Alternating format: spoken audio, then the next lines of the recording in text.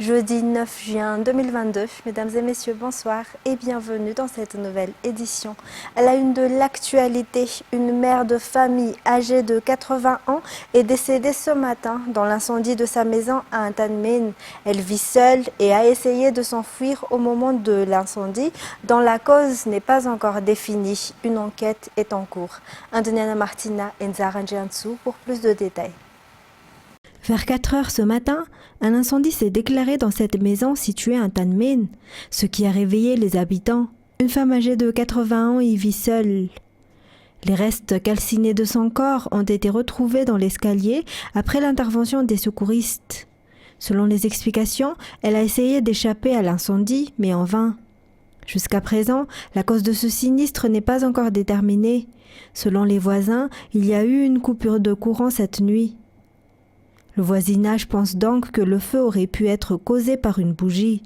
L'enquête est en cours. Et en fait divers toujours, une jeune femme âgée de 24 ans a perdu connaissance hier aux 67 hectares après que son dos ait été touché par un inconnu au moment où elle descendait du bus. Ses pairs du même établissement ont été terrorisés face à cette situation. Felana Rakoutoir Soul, Tcheran Djamar. Cette jeune femme, âgée de 24 ans, n'était pas encore totalement consciente au moment où nos journalistes l'ont interrogée. Selon ses dires, hier à 6 heures du matin, une personne a touché son dos au moment où elle descendait du bus. Par la suite, elle n'était plus elle-même. C'est une étudiante issue du même établissement qu'elle qui l'a trouvée et qui l'a ramenée en classe. Les médecins ont confirmé, après un examen médical, que la femme a perdu connaissance à cause de produits hallucinogènes. Il a donc exhorté chacun à la vigilance face à cette nouvelle situation inquiétante. Il a également encouragé les élèves à rentrer chez eux dès la fin de leur cours.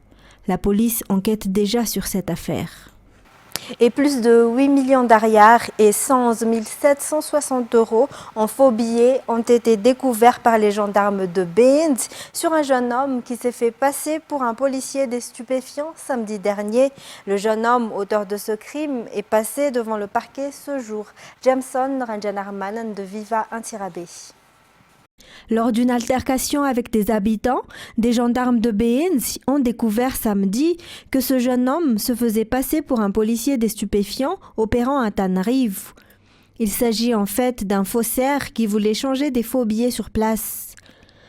Plus de 8 millions d'ariars, 111 760 € en faux billets et plusieurs faux papiers ont été retrouvés à son domicile, ainsi que des matériels de fabrication.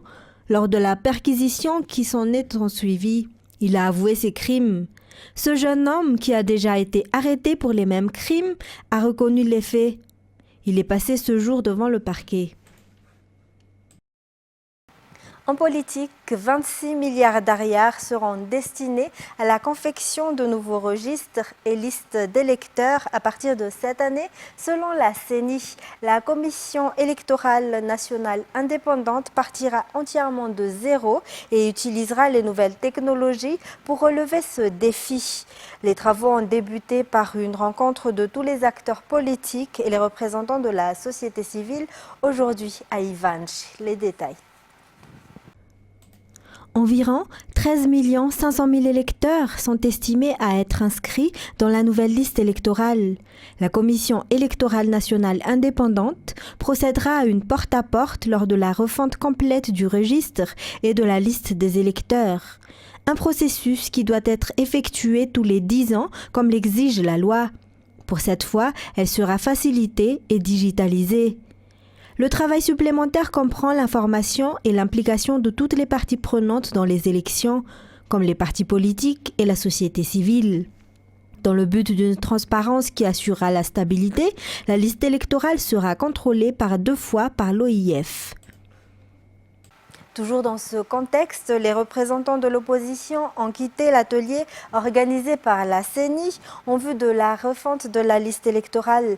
Un geste qui, selon les autres partis politiques, dénote la crainte d'affronter les élections. En effet, cette nouvelle liste sera utilisée pour les élections de 2023. Saï Sylvain, Fadjesena Mirai et Sech Anjanab. Les membres du RMDM sont sortis de la salle où devait se tenir l'atelier en vue de la refonte de la liste électorale organisée par la Commission électorale nationale indépendante ce matin. Des propositions étaient attendues de leur part, notamment sur la confection de la nouvelle liste. Ce comportement démontre, selon les acteurs politiques, que l'opposition à Madagascar n'a aucune volonté d'instaurer un climat d'apaisement et a peur des élections. Il est inévitable de mettre en place une approche systématique et d'inciter les électeurs à défendre leurs droits démocratiques. Les politiciens font des propositions pour intensifier la mobilisation. Pour la CENI, il est nécessaire de consulter tous les partis politiques pour la refonte de cette liste électorale. Santé à présent, une délégation de la Fondation Mohamed VI est actuellement en visite à Madagascar. Elle a effectué ce matin une visite de courtoisie auprès du ministre de la Santé publique à Mbouida, accompagné par l'ambassadeur du Maroc à Madagascar. Les discussions ont porté sur l'état d'avancement de la construction de l'hôpital de la Fondation Mohamed VI, qui est érigé à Antirabé. 90% des travaux sont déjà réalisés et l'établissement devrait être achevé dans quelques semaines selon les informations. La Fondation fournira également les matériels et les équipements utilisés au sein de cet hôpital nouvellement construit. Plus d'explications. Sur les travaux, nous sommes très avancés au niveau de la construction, donc qui est pratiquement achevée. Au niveau des équipements, là aussi, nous sommes également très avancés. Alors c'est vrai que nous avons accusé un retard en raison de la pandémie, d'une part pendant 2 ans où les équipes ne pouvaient pas se déplacer. Et, au moment où les équipes ont pu se déplacer, il y a eu les cyclones, donc il y a eu une partie des équipements qui n'a pas pu arriver à temps. Donc ça nous a fait un gros décalage par rapport à tous les cas, je dirais, au calendrier des travaux. Mais je pense qu'aujourd'hui, on peut dire que nous avons repris là où nous ne nous sommes pas arrêtés parce qu'on n'a jamais arrêté. Mais en tous les cas, ça nous a permis de reprendre les travaux. Et donc, nos amis de la délégation sont là justement pour constater un petit peu tout ça. Voir où ça bloque, voir où il y a encore, je dirais, des réglages à faire. Mais en gros, on est optimiste parce que nous sommes aujourd'hui, je crois, à plus de 90% de taux d'achèvement des travaux. Et des progrès significatifs ont été réalisés ces dernières années dans la réduction de la mortalité chez les enfants de moins de 5 ans aux Comores. Cependant, la situation nutritionnelle des enfants reste préoccupante avec un tiers des enfants de moins de 5 ans qui souffrent d'un retard de croissance, 11% d'émaciation et 16% d'une insuffisance pondérale, raison de la signature de convention pour un nouveau programme de nutrition pour le développement de la petite enfance entre le JICA et l'UNICEF Comores qui s'est déroulé hier au bureau de la Nations Unies à Njahar. Programme visant à prévenir la morbidité et la mortalité maternelle, néonatale et infantile, notamment par une prise en charge appropriée de la malnutrition aiguë sévère chez les enfants de moins de 5 ans. Plus de détails dans ces interviews. En tant qu'UNICEF, dans tous les pays du monde, à Madagascar et aux Comores notamment, le bien-être des enfants est au cœur de nos préoccupations. Il était donc tout à fait naturel pour le bureau de l'UNICEF à Madagascar de faciliter l'organisation de cette cérémonie de signature et de prendre exemple sur cette coopération qui va bénéficier aux enfants les plus vulnérables pour leur santé et leur nutrition. En effet, l'alimentation du nourrisson et du jeune enfant est un domaine primordial pour assurer non seulement la survie, mais la croissance et le plein développement, et contribuer ainsi non seulement à sa propre santé, mais au développement du pays. La malnutrition est malheureusement un problème très sérieux, particulièrement chez les enfants aux Comores. L'objectif du projet est donc de prévenir la morbidité et la mortalité maternelle, néonatale et infantile par une prise en charge appropriée de la malnutrition aiguë sévère, MAS, chez les enfants de moins de 5 ans. Il est à noter qu'en 2018, en vue d'améliorer l'état de santé et de la nutrition des enfants, les Comores ont reçu environ 1,5 million de dollars américains par le gouvernement du Japon à travers la JICA pour le projet de mise à l'échelle du traitement de la malnutrition aiguë sévère au Comores, novembre 2018, mai 2021. En 2022, la deuxième phase du projet commencera avec la signature du contrat d'aujourd'hui.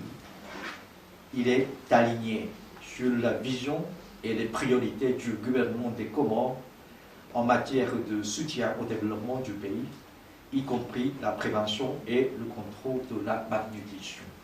Et puis plusieurs festivités sont prévues dans toute l'île dans le cadre de la célébration de l'anniversaire du retour de l'indépendance de Madagascar. Pour Antananarivo, un concert évangélique est prévu le 19 juin prochain au stade de Barea pour démarrer les festivités. Les détails. Après 2 années successives sans faste à cause de la Covid-19, Madagascar va cette année faire la fête pour célébrer les 62 ans du retour de l'indépendance qui a pour thème l'amour de la patrie pour raviver la fierté nationale. Le Conseil des ministres d'hier a annoncé qu'un grand concert évangélique avec la participation de Ridha Rasoul Njaibe et du groupe Hillsong France se tiendra au stade Barea le 19 juin prochain. Il s'agit d'un concert destiné à promouvoir la paix. Les feux d'artifice reprendront également cette année dans tous les districts, toujours selon le rapport du Conseil des ministres. Le défilé militaire et les traditionnels programmes d'activités et d'animation culturelle et sportive seront également de retour cette année. L'État multiplie les efforts pour faciliter l'accès à la terre à la population malagasy. Dans ce cadre, la loi sur les propriétés privées non titrées a été révisée car la modification de cette loi en 2021 a rendu encore plus difficile l'accès aux terres. L'objectif est de faire bénéficier de terres à plus de 2 millions de familles malagasy d'ici la fin de l'année 2023, d'après les explications du ministre de l'Aménagement du Territoire et du Service foncier. Détail avec Fiti Merkoufine. La loi sur les propriétés privées non titrées a été révisée et la modification de cette loi qui date de 2006, en octobre 2021, a créé la polémique dernièrement car elle rendait encore plus difficile l'accès à la terre pour la population malagasy. Pour y remédier, le ministère de l'Aménagement du Territoire et du Service foncier s'est entretenu avec toutes les parties prenantes, essentiellement la société civile, pour discuter de la révision de cette loi, des éléments à inclure pour l'intérêt de la population malagasy, principalement ceux qui ont mis en valeur des propriétés foncières durant plusieurs années. Mis à part la corruption dans le domaine foncier, les arnaques et la méconnaissance des lois font également partie des problèmes fonciers d'aujourd'hui, d'où la nécessité de renforcement de la lutte contre ces arnaques, auxquelles l'amélioration de cette loi peut contribuer. La révision va bientôt passer en conseil du gouvernement et en conseil de ministres et sera même soumise aux parlementaires ce mois-ci même, suite aux entretiens avec les parties prenantes et au comité technique du ministère de la Justice. L'objectif de l'État est de délivrer des certificats fonciers à plus de 2 millions de familles malagasy d'ici la fin de l'année 2023. La distribution massive de certificats fonciers qui a récemment repris suite à un arrêt temporaire. Durant ces 2 derniers mois, plus de 39 000 certificats fonciers ont été délivrés dans 3 régions, Itas, Vaknakar et Chiatsnanan. L'opération de certification massive va donc se poursuivre, a assuré le ministre de l'Aménagement du Territoire et du Service foncier. Les partenaires techniques et financiers soutiennent Madagascar dans ce sens, d'après leur déclaration. Le colloque est important pour l'ensemble des partenaires techniques et financiers qui sont engagés dans le secteur foncier et dans tous les autres secteurs pour lesquels un accès abordable et durable à la terre est important, voire essentiel. Les partenaires techniques et financiers sont très heureux de voir que le pays renoue et réaffirme sa détermination et son engagement vis-à-vis d'une sécurisation et d'une formalisation des droits fonciers de la population malgache. Et on salue également le fait que cela rend possible la poursuite de la décentralisation de la gestion foncière, qui est essentielle pour que l'ensemble de la population malgache puisse avoir accès à la terre. Nous voulons aussi bien sûr réaffirmer auprès du gouvernement notre engagement et notre soutien massif et franc dans ce processus et dans cette réforme.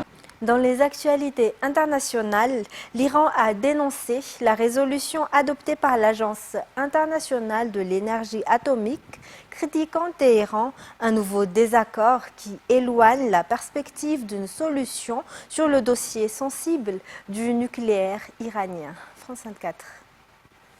Depuis ce lundi à Vienne, c'est pression maximale sur l'Iran. Voilà la position de l'Agence internationale de l'énergie atomique. Le Conseil des gouverneurs a voté ce mercredi à une large majorité une résolution rappelant à l'ordre Téhéran. Un vote aussitôt salué par le Premier ministre israélien. Israël salue la décision du Conseil des gouverneurs de l'AIEA qui prouve que le programme nucléaire iranien viole systématiquement les engagements internationaux.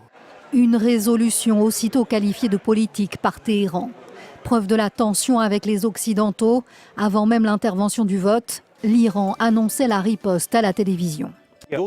L'Iran a débranché 2 caméras appartenant à l'AIEA. Téhéran assure que 80% des caméras sont toujours en fonction, mais menace d'aller plus loin. D'autres mesures sont envisagées. Nous espérons qu'ils reviendront à la raison et répondront à la coopération de l'Iran par de la coopération. L'Iran nie depuis toujours vouloir se doter de la bombe atomique. Pourtant, lors d'une conférence de presse ce lundi, le patron de l'AIEA estimait que Téhéran aura bientôt suffisamment d'uranium enrichi à 60% pour construire une bombe. Puisque l'Iran poursuit le processus d'enrichissement, alors ce n'est qu'une question de semaines pour y arriver. De nouvelles tensions, alors que les négociations pour la relance de l'accord international de 2015 sont à l'arrêt depuis 3 mois. En jeu, le retour des États-Unis de Joe Biden dans l'accord après le retrait décidé par Donald Trump en 2018 et surtout la fin des représailles économiques contre Téhéran. Je ne veux pas que ça se reproduise, déplore une fillette de 11 ans rescapée de la tuerie dans une école primaire du Texas devant le Congrès américain. Mia Serio, qui a décrit comment elle s'est couverte de sang d'un camarade dont le cadavre se trouvait à côté d'elle pour échapper à l'attention du tireur, a assuré qu'elle ne se sentait plus en sécurité à l'école lors d'une audition sur la régulation des armes à feu aux États-Unis. France 24. Du haut de ses 11 ans, Mia témoigne face au Congrès de l'horreur qu'elle a vécue. Il y a une porte entre nos classes qu'il a franchie, puis il a tiré sur mon institutrice. Il lui a dit bonne nuit et il lui a tiré dans la tête. Le 24 mai dernier, un homme de 18 ans a fait irruption dans son établissement scolaire d'Uvalde, tuant 19 enfants et 2 enseignantes. Il a tiré sur mon ami qui était à côté de moi et j'ai pensé qu'il allait revenir dans la pièce. Donc j'ai pris un peu de sang et je me le suis étalé partout. Cette tuerie de masse est l'un des nombreux faits divers qui ont fait la une des médias ces dernières semaines, faisant pression sur Joe Biden et les députés pour mettre fin aux violences armées. Mercredi, la Chambre des représentants a ainsi voté en faveur d'un texte interdisant l'achat de fusils semi-automatiques et de chargeurs à grande capacité au moins de 21 ans. Un texte qui suscite l'opposition des républicains. Oui, protéger nos enfants est important, mais ce n'est pas ce que fait cette loi. Ce qu'elle fait, c'est supprimer le 2e amendement, un droit divin protégé par notre Constitution. Pour les Américains respectueux des lois, voilà ce que fait cette loi. C'est pourquoi nous devons nous y opposer. La loi intitulée « Protégeons nos enfants » a peu de chances d'être adoptée au Sénat. Les démocrates ont besoin du soutien de 10 républicains. Or, ces derniers se disent en faveur d'un compromis incluant un meilleur financement des services de santé mentale, des vérifications plus poussées des antécédents et la confiscation des armes des personnes jugées comme étant des menaces pour les autres. Pour terminer, il livre l'une des batailles les plus difficiles depuis le début de la guerre. Les soldats ukrainiens tentent toujours de repousser les assauts des Russes dans Severodonetsk. C'est une ville clé dans la conquête du Donbass. Beaucoup de civils s'y trouvent toujours, ce qui complique la tâche des militaires ukrainiens. France 24. Nous avons rendez-vous avec un commandant ukrainien souriant, mais en colère. Yuri Bereza dirige l'un des bataillons d'infanterie du front Est. Il donne ses instructions pour miner un pont. Et il s'énerve contre ces nombreux civils qui ne se décident pas à évacuer les villes du Donbass. Les civils, c'est un vrai problème. Impossible de regarder devant nous. On regarde derrière, où sont les civils, comment les épargner. Et on se dit, ça pourrait être ma mère, celle de ce soldat. Énorme problème. Et dans toute l'Ukraine. Bakhmout est l'illustration de cette difficulté. Une ville clé, toujours aux mains des Ukrainiens, mais sous le feu intense de l'artillerie russe. Nous y arrivons sous des détonations en série. Ce bus jaune évacue des civils. À bord, cette femme et sa fille, elles acceptent enfin de partir après avoir longtemps hésité. Oui, finalement on part. C'est trop dangereux. Étonnamment, 30 à 50% de la population de la ville est encore là. Les accalmies, même courtes, sont une raison de rester. Chaque jour, 300 à 400 personnes viennent dans ce centre humanitaire. Distribution de vivres, de vêtements et de médicaments. Oui, c'est dangereux. Mais ici, c'est chez moi. Et je pense que tout ça va s'arranger. Face à ce déni, dans cet hôpital, des soldats grièvement blessés sur ce front Est. Ils racontent la bataille de Rubizhne, ville prise par les forces de Moscou, et leur unité empêchée d'utiliser des armes lourdes contre les Russes. On n'a pas pu utiliser notre artillerie contre les Russes, parce que nos civils étaient au milieu. On allait tuer notre propre population. Il a fallu manœuvrer, trouver d'autres solutions. Les volontaires qui conduisent ces bus encouragent donc les gens à partir. Sur leur route, des militaires qui les remercient pour ce travail de fourmi. On doit pouvoir faire notre travail de combattant. Au lieu de ça, on gère les civils pour qu'ils ne meurent pas. Et c'est comme ça que l'on perd des batailles. Malgré ces bombardements, malgré ces immeubles d'habitation détruits, beaucoup d'habitants de cette ville stratégique de Bakhmout refusent de quitter les lieux. Ils n'écoutent pas les conseils donnés par les autorités. Mesdames et messieurs, c'était les points essentiels de cette édition. Je vous remercie de l'avoir suivi. Toute l'équipe de la rédaction vous donne rendez-vous dès demain pour de nouvelles actualités. Au revoir et passez une excellente soirée sur Viva.